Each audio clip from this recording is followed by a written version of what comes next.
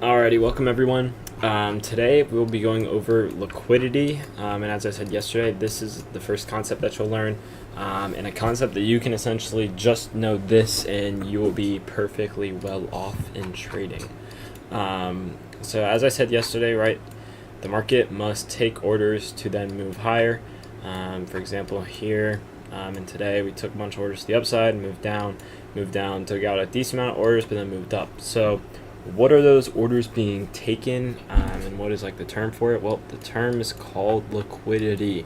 I didn't want to spoil it yesterday, but that is essentially what it is, right? So the 1 minute is not the best place for it, but if we look at the overall 5 minute of kind of like what liquidity is, so let's like maybe go back even further. Okay, this is perfect right here. Okay, so liquidity is essentially just orders in the market. If we come all the way back to, let's go here.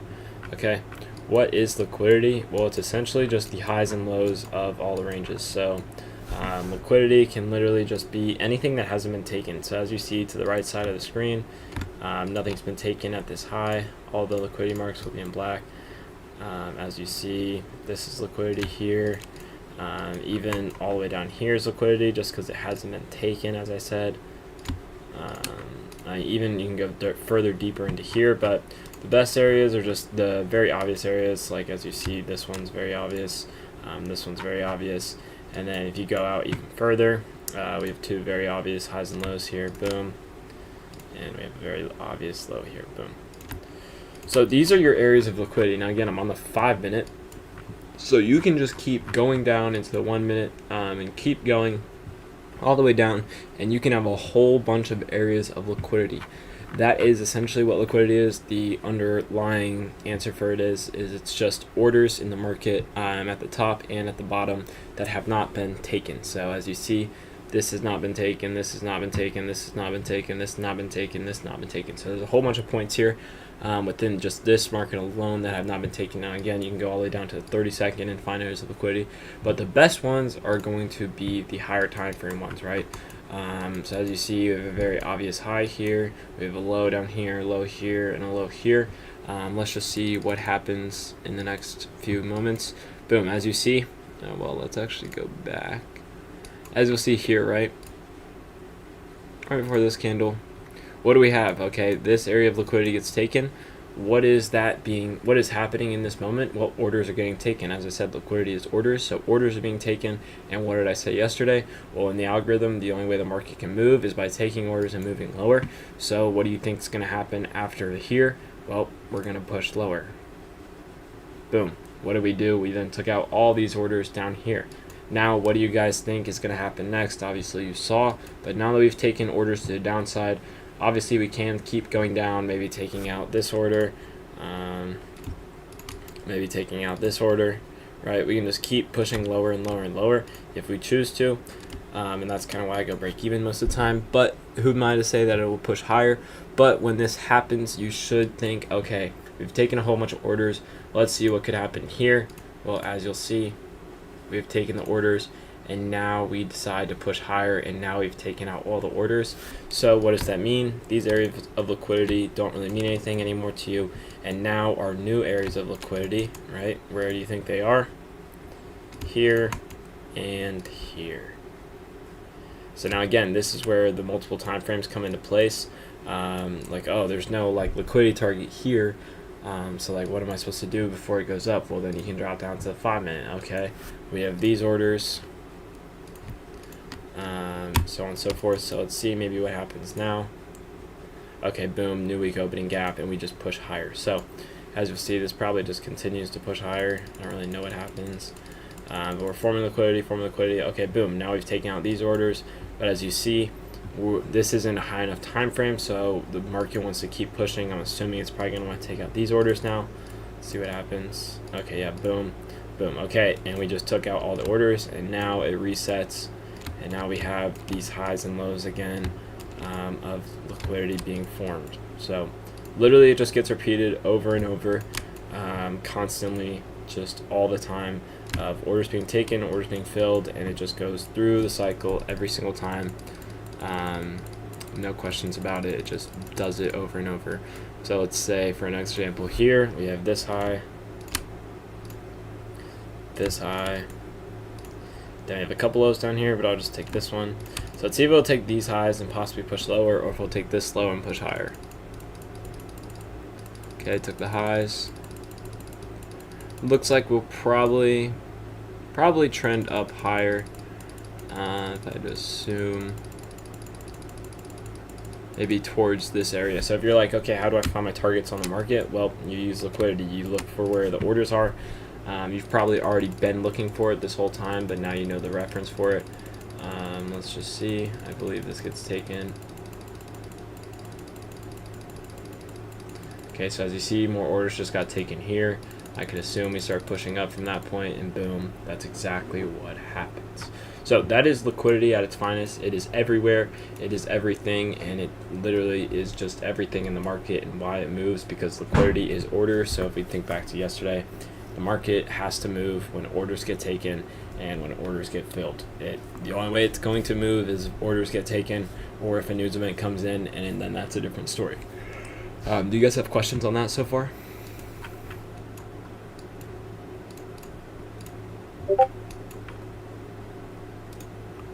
No problem if you're late. That's what the recording's for. But anyone who just watched that, do you guys have questions on that?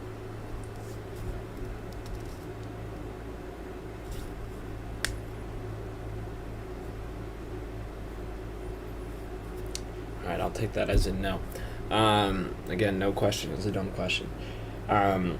So essentially, how could you use that in your trading? Well, it's exactly as I explained. Okay, say this is, I think this is real time, right? Okay, did we just take out all-time highs? Yes, we did. Okay, so all-time highs have been taken. This is kind of a weird point in the market because look, we took out this liquidity. So now really all we have left is kind of the lows down here. Then maybe if we went even further in, we have like this low here. And if we went even further down, it's like the 5 minute. Nothing really too obvious down here. Just a whole bunch of like orders kind of forming through here, right? So what I would assume is, yes, we could push higher, taking out even these orders, but I would assume a lot of these orders probably get taken out. So like this point maybe gets taken out, this point maybe gets taken out, this point maybe gets taken out, so on and so forth, right? All these points kind of get taken out at some point within the next week or so. And now this is where you're like, okay, I just keep losing volume as well. Can't hear me. I mean, I see that my audio is working, so you guys might just have to watch the recording, unfortunately. I don't really know what to say. Let me see if it's on the right audio thing for here. Yeah, it says hello. Yeah, it says it's working. Just try leaving and join back. But essentially, how could you use this? Well, if we're at all-time highs, it's a little bit different because there's not really liquidity targets up here that you can target. But you can say, okay, once we start really aggressively moving down, I can target this, I can target this, I can target this. And if we really, really aggressively move down, I could say we most likely might come here, we might come here, so on and so forth. So essentially, how could I use that in a trade? Well, okay, say we have like this kind of forming, right? And your overall bias is to the downside, but you see this happen first. What can you say? Well, maybe there's a gap in price here, which we'll get into later. It'll come into that gap, probably push out a little bit, and then what's it going to do? Now you have an area of liquidity here, and then again you have this target here. It will just go ahead and take that, keep pushing forward, take out this liquidity, and now the whole process restarts, where now you have this high and this high, where you can possibly now look for this to then come here, and now what do you have? You have this high, or this low, and this high, and now you could possibly look for something like this, and you can essentially just keep repeating that process over and over and over.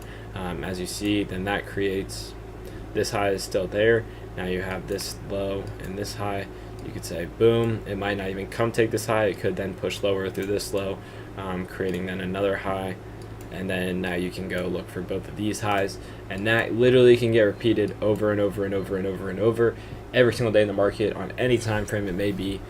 That will always work and is always going to be how the market moves.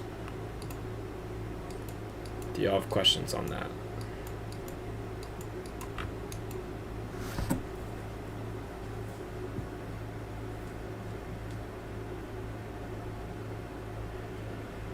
I don't know why the sound is cutting out for y'all.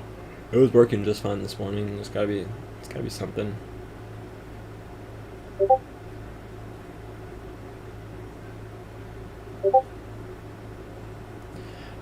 There's plenty of times, we'll get into that a lot later, but it's just depending on how the market wants to move. Sometimes the gaps in price will do this, right? Sometimes the gaps in price will do that, and then sometimes the gaps in price will just do this and just go straight through it. It's just kind of depending on what the motive is behind it and how and why it wants to get there. That will be for another day, though. That'll be for Monday and Tuesday of next week, I believe. Yep. But overall, liquidity-wise, this right here, I mean, you already have liquidity targets. If we do this, we take out the liquidity. Let's say there's hypothetical liquidity here. Now you have an opportunity to look for two highs. You can look for this high possibly being taken, and then this high as well being taken. And then you can repeat that same process where you now have this high, or this low, this high, and you can look for this low to be taken. And now you still have this high. And who's to say that we might just push back up, take this high, and now we have this low and this low that then we can push right on through and take both those lows.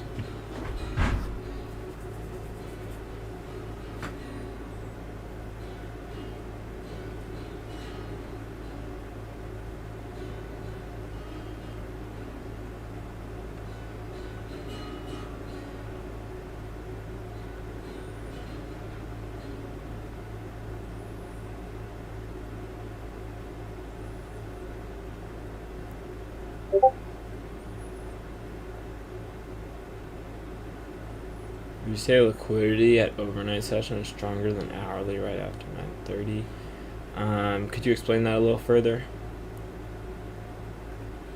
Because I feel like most of the time at night, you kind of, like, obviously everyone knows 9:30 open just looks like this, or to the downside, right? In my opinion, nighttime usually is just kind of like this. And then we come into the open and we get something like this, and now you have all these lows to be taken, and then you get something like that.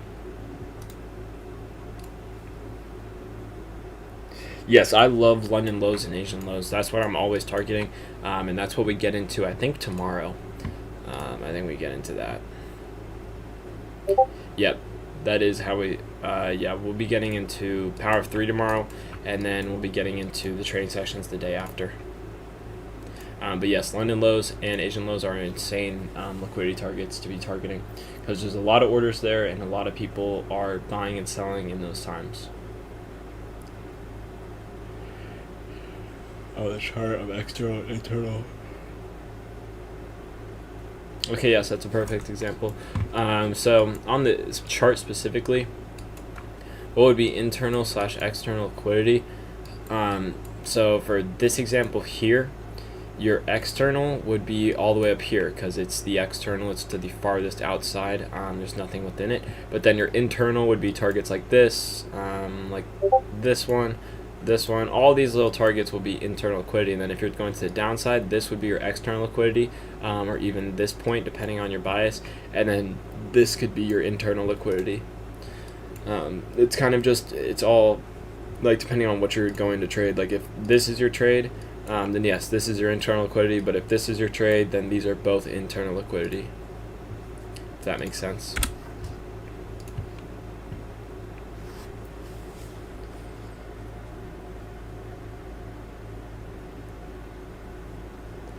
I'm pretty new to your model. I'm pretty new to studying your model. Do you think DOL plays, or do you usually look for reversals off these highs and lows? Usually I look for the plays to the highs and lows. I don't look for the reversals unless I'm not going to get if I'm not going to get a play to the highs and lows, then I'm going to see how it reacts and then go based off of that. It's all just dependent on like what I can actually get in on, and if I can't get in on anything, then I just move on. And I just wait for the reaction.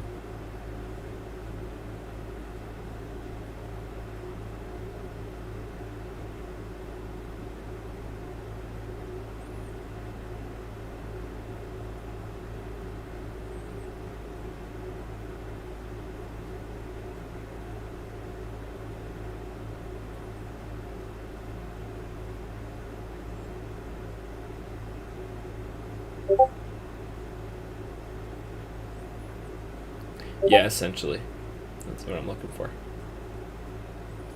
So like for an example, if people don't understand what we're talking about, let's see here. Put my sessions indicator. So let's say, for example, if this was trending up, as you see, we take out Asian highs. As you see, it keeps pumping through Asian highs. But if I couldn't catch a move to Asian highs, then essentially I would assume from here on out we would go lower and kind of just see how we react and see if we'll push lower. But if not, we're continuing, then I'll just look for something new. But most of the time, that's what I'm looking for.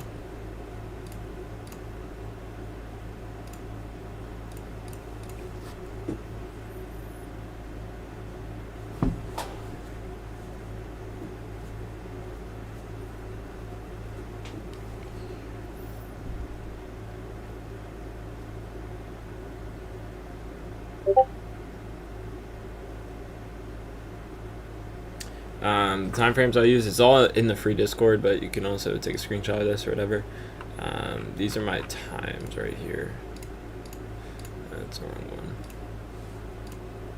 Here are my times right here, and they're in -5, so keep that in mind. Those are my times.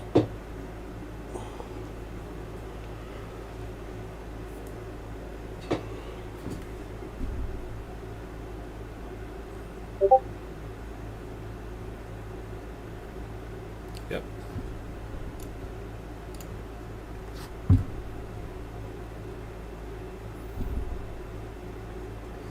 Anyone got any other questions or anything about liquidity? Again, at each one of these classes, like liquidity is pretty a basic class, so I don't know like how much more to explain it than I already did. But as we keep getting more advanced, you're gonna have more questions, and there's gonna be a lot more things for me to get in more depth and kind of go over like how I use it. Yeah, it's a very simple concept, and it's just like after you learn it, just go look at it on the chart, and it's right in front of you basically. But again, I treat this like math, so taking you guys from the beginning to the end, even if it's super boring, super basic, and even blunt, I literally have to get you, I just have to make sure that you know exactly what I'm talking about before, like if I just skipped over all this and I'm like, all right, you gotta wait for the liquidity sweep, and then the inverse fair value gap, and then the 5-minute change state delivery, or the 1-minute change state delivery, and then wait for the session low or the high to get taken, and then look for the low or the high, and then use the 4-hour power of 3 candle and wait for the open, high, low, close of all that. Like literally it just sounds like a different language, so I have to just start from the very beginning and keep progressing so you guys can actually understand like what I'm talking about as we move further. Causing that, yeah. There's gonna be an episode. Let me see, where I basically go over like my entire model. I think it's gonna be. Let's see.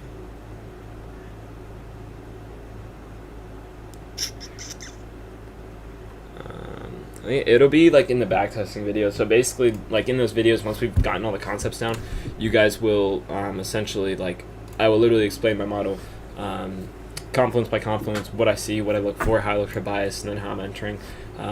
Literally all for you guys. So there's no like questions about it. It'll be everything I use on the daily basis.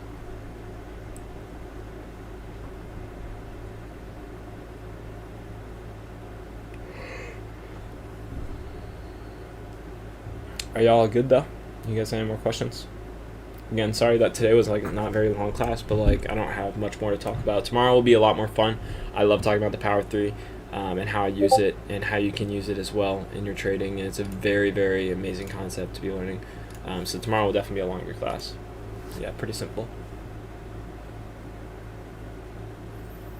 Alrighty, well, you guys don't have any more questions. I wish the best to you guys who are trading. I'll let MNDZ finish up. Alright. Yep. If you guys are all good, then I will get this recording out to you guys, and I hope you guys just have the best rest of your week. Super excited to trade tomorrow. I haven't been, honestly, the best in my trading, but I'm ready to just be locked back in. Again, I'm not going to be, like, not locked in for the next, like, 6 months, so I'm just ready to get back in my groove.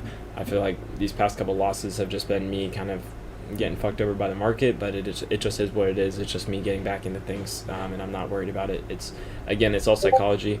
It's all part of the game, exactly. If you let the losses get to you, then you're going to get yourself fucked over, but if you just keep learning from them, then you're going to keep doing pretty well.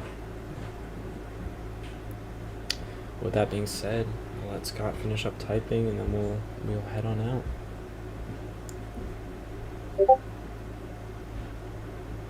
Yeah, we'll be getting more in depth into psychology. I believe there's a psychology video on Friday. I want to do like a psychology video every Friday, I think.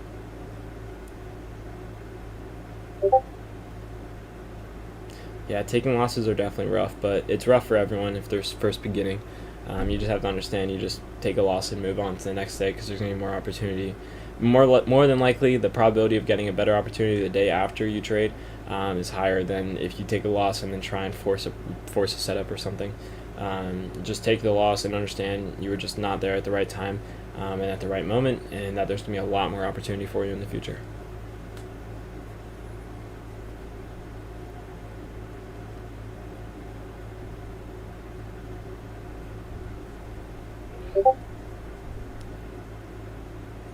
Alright, boys, I hope you all have a good rest of your day, and I will see you guys tomorrow morning for the daily live stream. Deuces, everyone.